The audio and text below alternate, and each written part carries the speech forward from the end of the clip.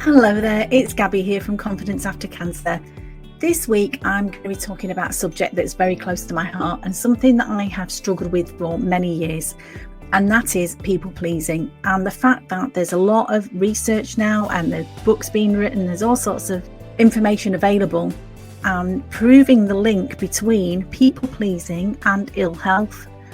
And so it's not something that's a minor inconvenience. Actually, people pleasing is something that if you don't deal with, is going to negatively affect your life and possibly make you ill as well, which is something that we don't want. So I'm going to talk about why people pleasing can make you ill, how it leads to resentment if it's not dealt with, but what can you do about it? I'm going to talk about setting boundaries, which is something that I struggled with for many years, but something that I've learned a lot about recently in the last few years, and something that I help my clients with as well, because it's such a common problem. As you know, with me, there's no judgment here. I like to share my experience of what I've learned. I like to share the experience of what my clients are learning as well to help other people, because a lot of these problems are common. There's nothing wrong with you if you experience any of this, and these are things that can be fixed. Okay, so I'm going to talk to you about that. I'm also going to talk to you about if any of this is resonating with you, how you can work with me and we can work together to overcome this. So first of all, I'm going to talk about people pleasing. And what is it? And one definition that I really like, and it made it clear to me then, is people pleasing is giving up what matters to you so that you can belong. And that's true, isn't it? Well, it has been for me in the past. I don't know if you can resonate. Another reason why you might become a people pleaser, and this was true for me, was to avoid conflict. I was a very shy, timid child. I grew up in a household where there was a lot of tension, a lot of aggression. And I learned very young to keep quiet, not to say what I wanted, to try and keep the peace and try and be a good girl. But that didn't always work. And so for me, keeping the peace and people pleasing was a way for me of avoiding conflict. But that was a habit that I got into. And in later life, either in my personal relationships or family relationships or people that I work with, I still got in that habit of being a people pleaser because it was a learnt behaviour that I had to change. The other reason is that we might be inclined to be a people pleaser is to keep a relationship intact. And again, that could be a personal relationship, or it could be, people, colleagues that you work with, to make your boss like you. If you might be, as some people are, chronically stressed because you believe that if you don't please your boss, if you don't give him or her what they need from you, you could be at danger of losing your job. And for some people, that's a real fear that they have, a very real fear that they lose their job, they lose their livelihood. And so that's a very difficult thing to live with. And prolonged stress, as we know, can lead to illness. Your body will somehow keep the score. If you're living in chronic stress, that's not a good thing. So really, to get over being a people pleaser, you have to cultivate habits that enable you to listen to your own heart louder than you do the voices of others. Sometimes we might think, well, I have to keep the peace with my boss, but, with my family, it's just easier sometimes just to go with the flow. And I know that, as a mother or as a wife, particularly women, but it can apply to men as well. We get in the habit, you have a small child, and quite rightly so, that small child, their needs come first. But quite often we get into habits of always putting ourselves second. If there's food is short, is scarce, then you feed the family first and you'll have what's left. If money is scarce, well, their needs have to be taken account for first. And that's fine. That's absolutely fine if you're dealing with small children or you're dealing with people who rely on you. But quite often we can just get in that habit of always putting ourselves second and not really asking for what we want or standing up for what we believe in. That's another common one, is to, be quiet. Oh, I don't really want to argue about whatever, politics or what I believe in, because I don't want people to think that I'm a troublemaker, or I don't want people to think that I'm not a nice person. But it doesn't make you an unpleasant person just to state what you believe and to ask for what you're worth, okay? And again, it's listening to your heart, knowing what's right for you. And again, there's no judgment with any of this. Sometimes you do have to pick your battles. You can't be demanding everything that you want in life to go exactly your way. We know that relationships are all about give and take. But it's that two-way thing, and if you're constantly feeling that you are giving more than you are receiving, that can build resentment. And that resentment has to go somewhere. I know this. Little resentments over time can build up and build up so that become big problems if they're not addressed. Okay. There's research that says that 70% of people say yes when they mean no.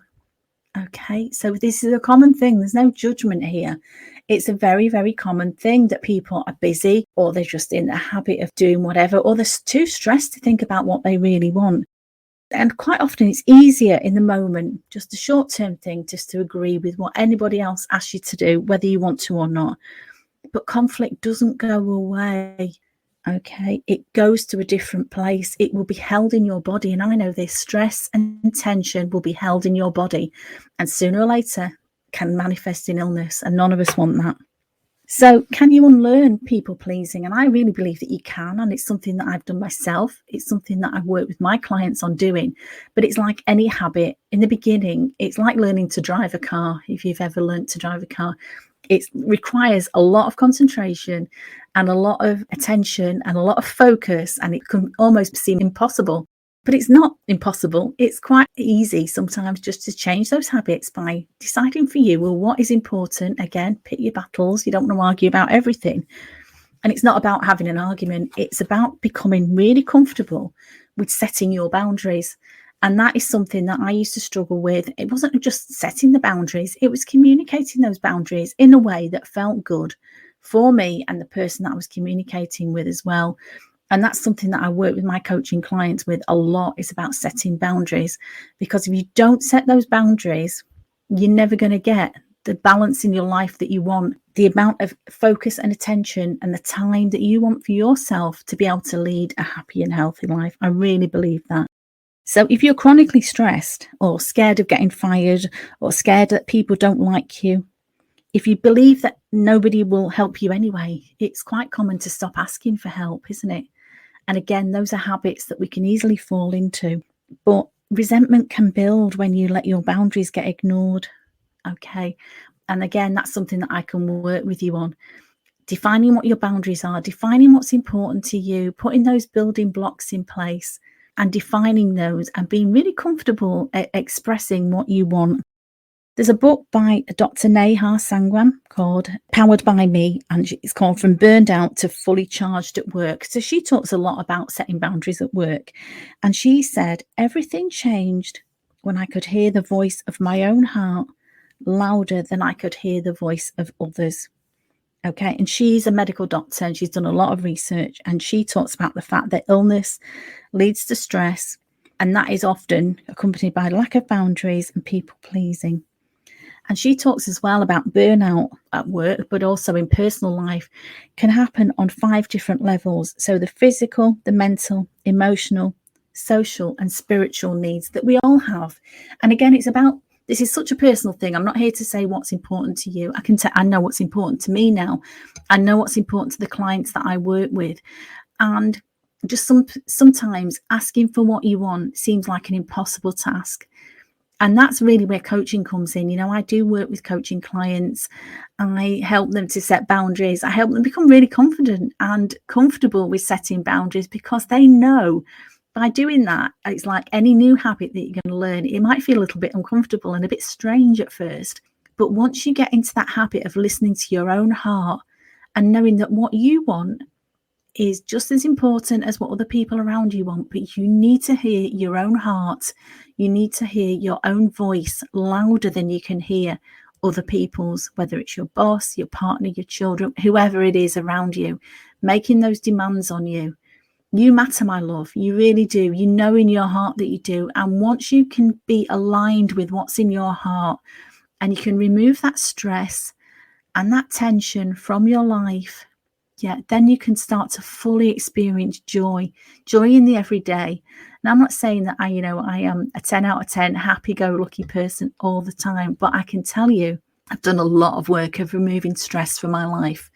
And some of it required conscious effort. And some of it was about setting boundaries with people who weren't ready to listen to what I wanted. But I know, and I still know, how important it was for me to set those boundaries.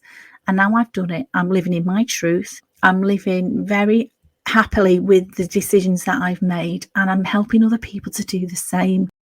I don't want to think that anybody that's listening to this is feeling stressed out and feeling like there's nothing they can do about changing their life, because, my love, there is always something you can do, no matter how impossible things seem. And so if you feel like that, please reach out to me, because I'd love to spend some time with you. You know, that's what I do. That's what I love to do. The way I work with people is varied depending on where you are. If you're local to me, we can physically get together. But obviously, most people that I work with, I work over the internet with. We connect on calls, on Zoom calls, video calls, or on phone calls. We could do an intensive day where we're actually going to get to the root of whatever it is in your life that you're struggling with. I'm here for you. Or some people prefer to do an hour session, maybe once a week or maybe once a fortnight. And we can book a series of those sessions as well to really get to a place where you are living in your bliss, okay? Where you are living the happy and healthy life that you are entitled to live, my love. And so I really want to leave you with this thought. If you are a people pleaser, what's it costing you? It might be for the short term that, yeah, you're keeping the peace, you're avoiding an argument, you're avoiding conflict. But sooner or later, I really believe any tension or any stress, your body does keep score. I think there's a book called that, isn't it? Your body keeps score. But it does, it will come out sooner or later. You know, you cannot walk around full of stress, full of tension, and expect to have full and vibrant health. Your body will let you know sooner or later when you're not treating it in the way that you should. And so if there's anything I can do to help you remove your stress, please get in touch. There will be a link around this podcast somewhere for you to send me a message or get in touch or book a call with me. I'd love to speak to you. It'd be lovely to hear from you. So as always, stay safe, stay sane, and have a wonderful week. Thank you so much for listening. Take care. Bye-bye.